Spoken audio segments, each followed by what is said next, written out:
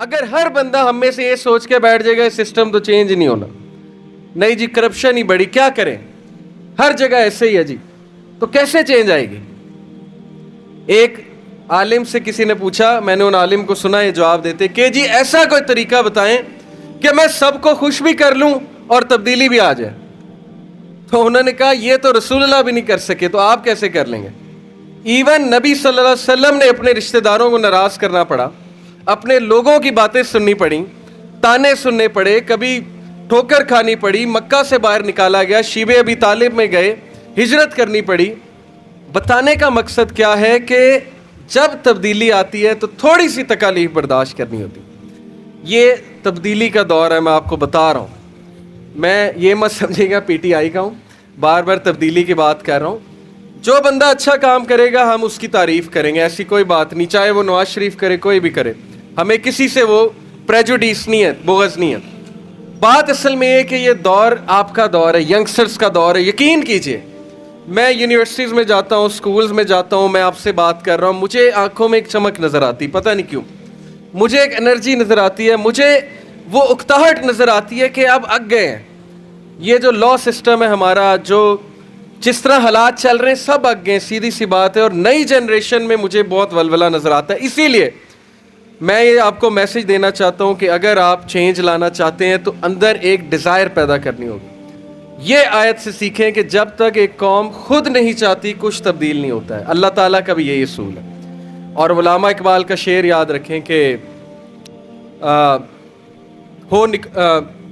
قرآن کے بارے میں ہے کہ میرے ذہن سے ایک دم شعر نکل گیا, لیکن اس کا کانٹیکسٹ میں آپ کو بتا دیتا ہوں کہ جب ہم نے قرآن کو ترک کر دیا, اپنے اسلاف کے اسلوب کو ترک کر دیا, تو پھر ذلت ہمارا مقدر بنے گی. یعنی ہم پھر گئے اسلاف کے طریقوں سے, اور انہوں نے شکایت کی نا شکوہ میں کہ المیہ تو یہ ہے کہ کافر کو ملے حور و قصور اور فقط مسلمان کو بیچارہ وعدہ حور, کہ مسلمان کو صرف وعدہ حور ہے اور کافر کو حور و قصور یعنی دولت, مال, ترقی ملی جا رہی ہے. تو پھر خود ہی اس کا جواب دیا جواب شکوہ میں کہ جب کفار مسلمانوں کے طور طریقے اڈاپٹ کر لیں تو حور و قصور انہی کو ملتی ہے. آج دیکھیں, میں آپ کو پوری ذمہ داری سے مثال دے رہا ہوں, میں نے ایز انجینئر یو اے ای میں آئل اینڈ گیس فیلڈ میں کام کیا ہے.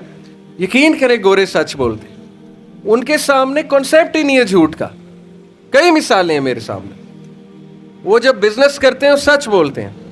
ترقی کی وجہ کچھ تو ہے نا, جو مرضی ہم کہتے رہے کافر ہیں یہ ہے وہ ہے, لیکن ترقی کی وجہ وہی طریقے اپنائے, سچ بولنا ہے, ڈیلنگ میں جھوٹ نہیں بولنا ہے, محنت کرنی ہے, احسان سے کام کرنا ہے, پنکچویلٹی شو کرنی ہے, رزق حلال کی وہاں پہ بہت قدر ہے. یہ ساری چیزوں کی وجہ سے ایک قوم عروج پہ آ جاتی ہے. یہ اللہ کا نظام ہے. تو پاکستان میں دیکھ رہا ہوں انشاءاللہ تعالیٰ تبدیلی کی لہریں ہیں, اور آپ لوگوں کی وجہ سے انشاءاللہ ینگسٹرز کی وجہ سے آئیں گی, جو کہ 62% اس ملک کا حصہ ہیں. 62% ینگسٹرز ہیں, اتنے کسی کنٹری میں نہیں. یقین کریں, میں اسٹیٹسٹکس اٹھا کے دیکھ لیں, اتنے ینگسٹرز کہیں نہیں ہیں, 62% پوری دنیا میں.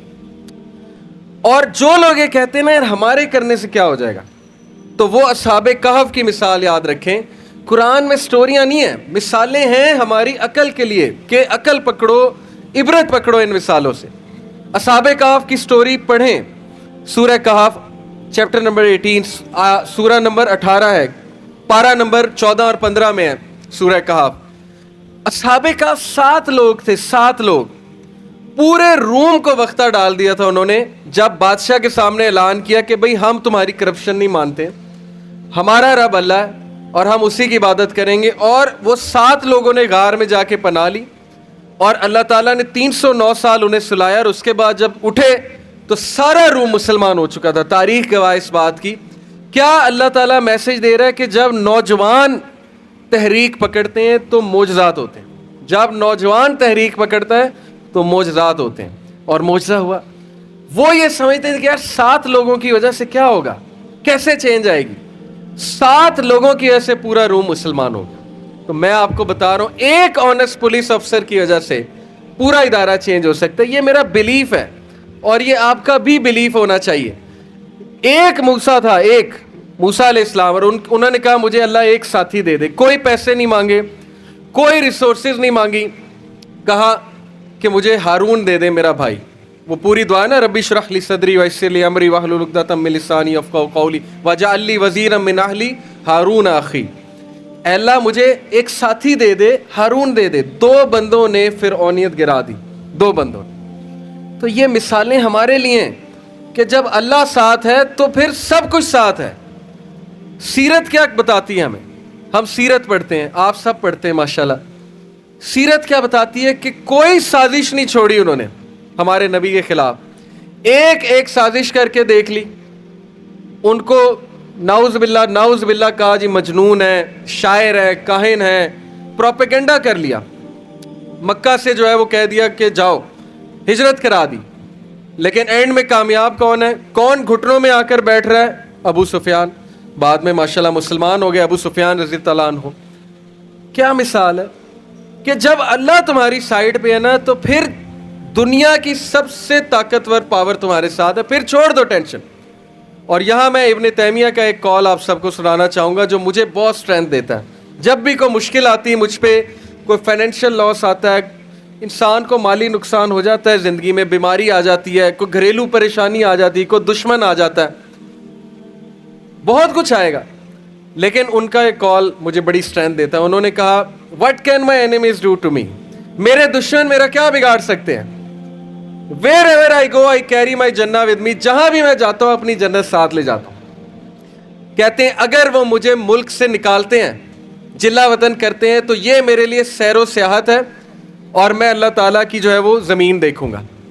اگر وہ مجھے جیل میں بند کرتے ہیں تو یہ میرے لیے سولیٹیوڈ ہے، اکیلا پن ہے، جہاں بیٹھ کر میں اللہ اللہ کروں گا، ذکر کروں گا، اللہ کے قریب ہوں گا.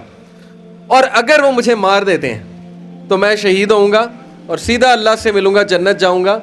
تو میرا بگاڑ کیا سکتے ہیں میرے دشمن؟ ایسی قوم کو کوئی نہیں ہرا سکتا، یقین کریں. ایسے انسان کو کوئی مات نہیں دے سکتا جو اپنی جنت ساتھ رکھتا ہے ہر وقت.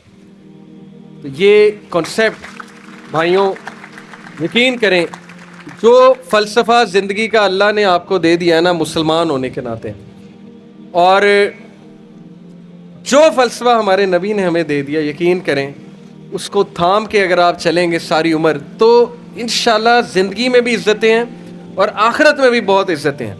اور ایسے ایسے اللہ تعالیٰ آپ کو دے گا. اللہ سورہ طلاق میں کہتا ہے وَمَن يَتَّقِ اللَّهَ يَجْعَل لَّهُ مَخْرَجًا، آیت نمبر 2. جو کوئی بھی اللہ کا تقوی اختیار کرے گا اللہ اسے ہر مشکل سے نکال لے گا، اور اللہ اسے وہاں سے دے گا کہ اس کا گمان بھی نہیں جا سکتا. اور بے شک اللہ تعالیٰ تمام معاملات پر قادر ہے.